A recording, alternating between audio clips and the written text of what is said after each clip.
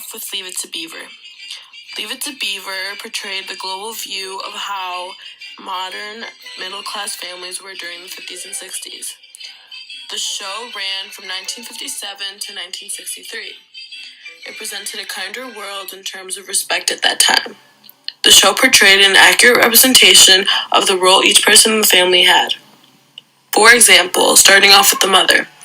The mother's role was mostly housekeeper. She would tend to the kids, and her main setting in the show was the kitchen. Then the father. The father was mostly the family provider, and that was his only job. The kids, on the other hand, were both clean-cut and obedient and would listen and go to school and do what normal kids would do. This is how a family was portrayed in the 50s and 60s at that time. Jefferson's first broadcast in 1975 was one of the world's first shows to portray a successful black family living in America. It paved the way for common TV as we know it today. The show often explored issues rarely discussed on television, including alcoholism, racially charged terms, and gun violence.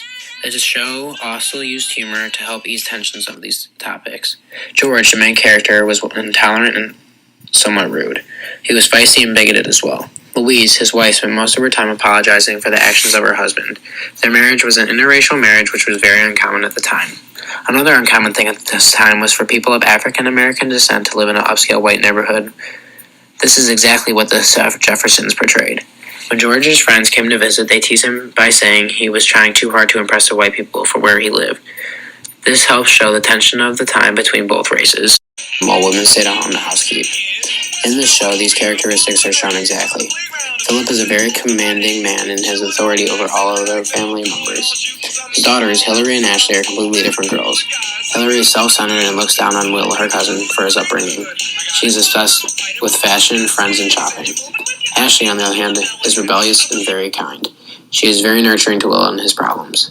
Carlton, the son, and Will are completely different as well, in personality and in action. However, they both show typical stereotypes of boys at the time. Carlton was preppy, naive, and arrogant. He needed praise and academic success at all times. Will was a very rugged boy with a rough upbringing, which defined his characteristics profoundly. He has a good personality with a good heart. Vivian Banks, the maternal character, showed extreme love for her children. She watched the house and quit her job at one point to spend more time with her family. Overall, The Fresh Prince of Bel-Air describes problems of the 1990s between races, status, and even more. Lastly, The Fosters. The Fosters is a TV drama series that started in 2013 and is still running now.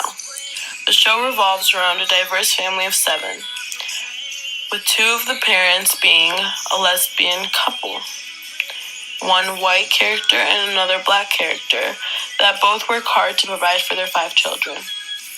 These women have 1 biological child, 2 being Hispanic adopted children, and the other 2 being foster children that later become adopted by them. The show is very open to any topic, and some of the main topics include Jude, one of the foster kids, exploring his identity and soon coming out as a gay character.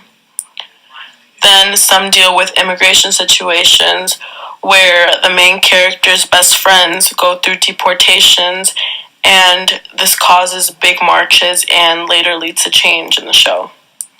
Lastly, the rape of the main character, Callie. She is raped by her previous foster brother. These are all real situations that can happen anywhere and anytime, and the show makes that clear to the audience. The show is very different, and it is definitely different from the shows in the 1950s.